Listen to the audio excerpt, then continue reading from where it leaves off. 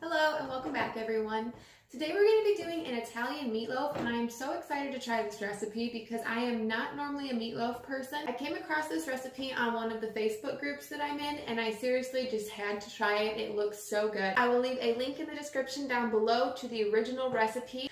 Before we start, if you enjoy this video, please consider hitting that like button and subscribing. It really helps our channel grow.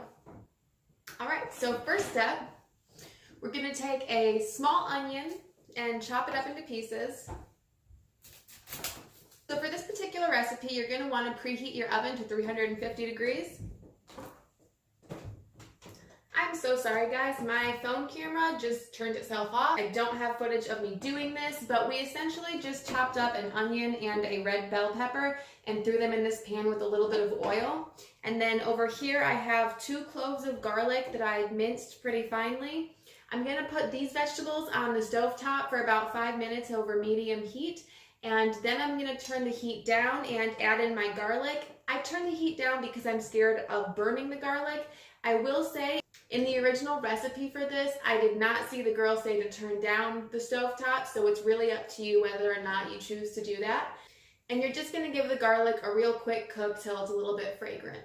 So I just returned with our cooked vegetables, and these are very hot, so we're going to leave them here to cool a little bit while we prepare the rest of our meal. The first thing we're going to do is throw in 2 pounds of ground beef. Then we're going to use 3/4 cup of breadcrumbs.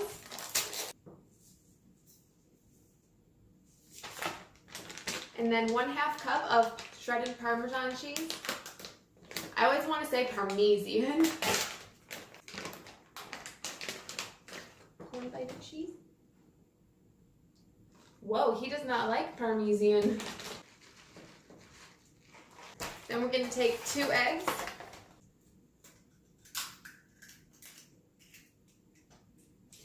Then we're going to take 2 tablespoons of a tomato paste. Then we're going to do 1 teaspoon of salt and 1/2 teaspoon of pepper. And then we're going to take 2 tablespoons of chopped parsley. Now we have everything in our bowl and we're ready to add in our cooked vegetables. And then we're just going to stir everything together really nicely. Alright, once we have everything really well mixed together in our bowl, we're going to dump it out onto a large piece of parchment paper. And then we're just going to want to push this out. Your rectangle should be about 8 by 15 inches, and it's just approximate, so whatever you think looks good. Then we're going to take our mozzarella cheese and put a nice layer down. We're going to use 1 1/4 cups. And when you put this down, you're going to want to avoid the outside inch all the way around the border. That way we have something to close off our meatloaf with. And we'll need about 12 to 15 large basil leaves. I love basil, so I think I'm really going to pile these on. Alright, once you feel comfortable with your amount of basil, you're going to take 1/4 pound of deli ham and just layer it on top.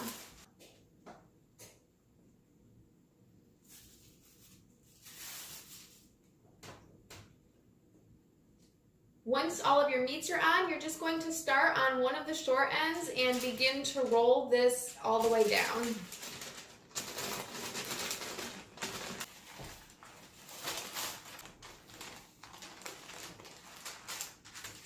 Once you've completed your roll, you're going to close off your ends just by pinching. Then we're going to transfer our loaf onto our baking sheet.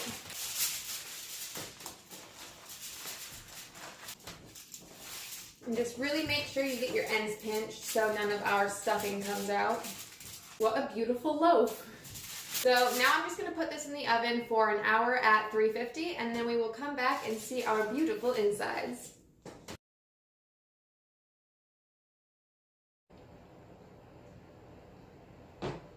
So I just pulled this out of the oven and I let it sit for about 10 to 15 minutes before I cut it open. That way the meat had a second to settle. And everything looks so good. This is actually only about half of the loaf. This loaf was absolutely humongous, but I wanted to be able to see the dog on this plate because I painted it myself.